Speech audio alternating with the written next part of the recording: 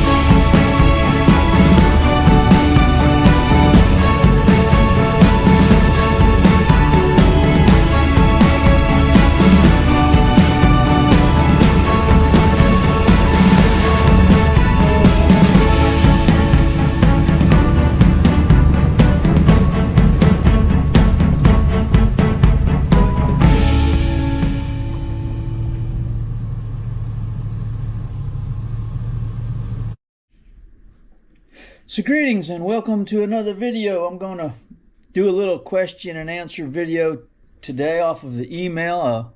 Matthew sent me an email, said he wanted to take his youngin' small game hunting, and he had a few questions. I thought I would field those, and then we're going to talk about small game hunting on wildlife management areas. This time of year is a great time to get out in the woods and do a little small game hunting after the deer season is over. But I'm sure you saw on the thumbnail I had a mounted squirrel. That's this little mounted squirrel right here. Ain't he cute? When I bought this house, this squirrel was already here. He wasn't here in the live sense. He was here in the sense that you see him now. He was a mounted squirrel. You don't see him too often, but this little guy came with the house. I thought it was pretty appropriate. I don't know the story behind this squirrel. I don't know how he got here or where he came from. I suspect that somebody was taking a taxidermy class and probably put this on this little log here and made this squirrel. Anyway, I was real glad when I got him. Like I said, he was on the fireplace mantle here in the studio when we moved in, and I kind of like him. He's really fits right in and kind of made me feel right at home having him here. So I was glad that I was able to use him for the thumbnail for the small game season video. Okay, so one of the questions that Matthew asked is about firearms. Now, when you hunt small game on wildlife management areas, in some management areas you're allowed to hunt wild hogs. That's a big plus. If you want to go hog hunting, you can go hog hunting on a wildlife management area. Of course, you'll have to check every brochure. The management area that's near your home, go to the brochure on the FWC website, click on brochures, look on there under small game, and you'll see them listed. Now, you're not allowed to hunt with a center fire rifle. That's like a 30-30 or a 308 high powered center fire. Even a center fire pistol would not be allowed. Shotgun or rimfire only. Okay, so if I was going hog hunting, he asked, what should we use? If I was hunting squirrels or rabbits, squirrels and rabbits would be pretty popular. There are a whole list of animals, small game animals that you can take. Now, I would encourage you not to shoot something just for fun.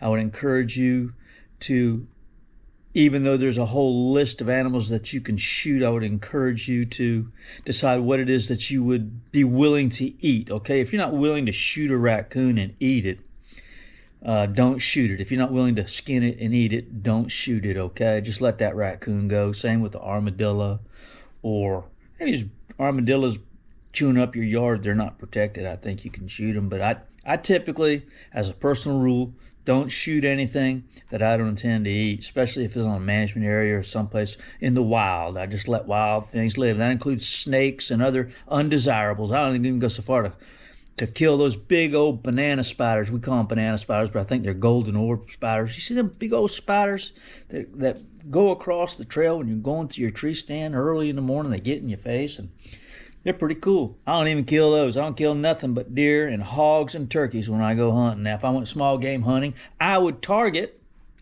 gray squirrels, rabbits, and quail. Now, migratory birds are probably off that list. The rules for migratory birds are somewhat complicated, and I'm not really prepared today to get into that, so we're not even going to talk about migratory birds. But they're listed in the list, but they have to be in season. Just because they're listed doesn't mean they're in season. I know it's confusing. Matthew asked, what gun would I recommend? Well, if I had a youth and I wanted to get him a gun, I'd probably buy him one of those over-under rifle 410 combinations. Man, I'd love to have one of those. I'd love to have a 22 on top, or a 22 Magnum on top and a 410 underneath. You could shoot both with that. If you're hunting hogs, I'm a little sketchy on shotgun shells. I don't know if you're allowed to hunt hogs with a larger shot.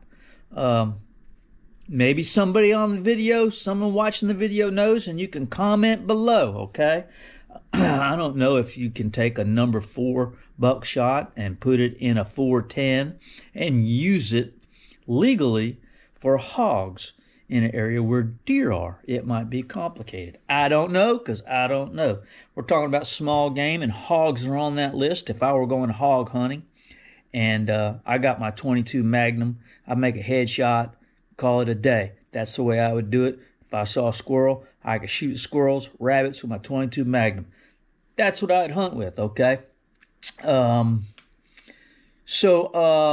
question he asks is, do I wear snake boots? And of course, I've already answered the email, and of course, all of you know I wear snake boots. And he says, in my opinion, is it dangerous to camp in the Ocala National Forest? Well, it's hunting season, okay? Deer season. When it's deer season in the Ocala National Forest, camping anywhere is off the table, okay? You cannot just camp anywhere.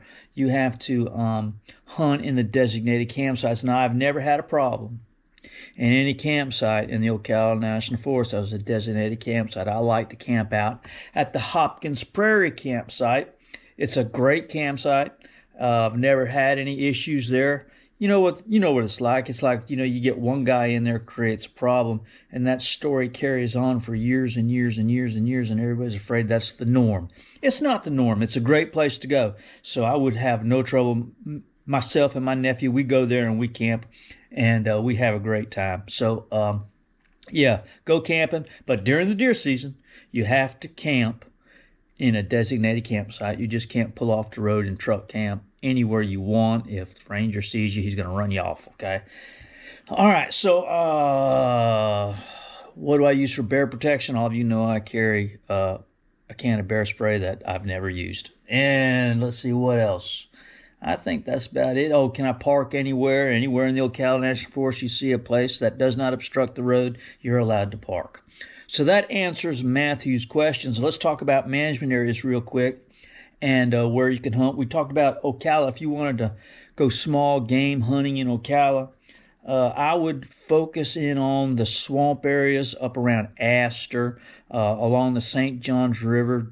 Go up there, and the roads are pretty good up that way, and just get out and just walk towards the river, and you'll get into the oak trees, you'll get into the hardwoods, you'll get into the cabbage palm, and you'll find squirrels and rabbits along the way, and that's kind of cool.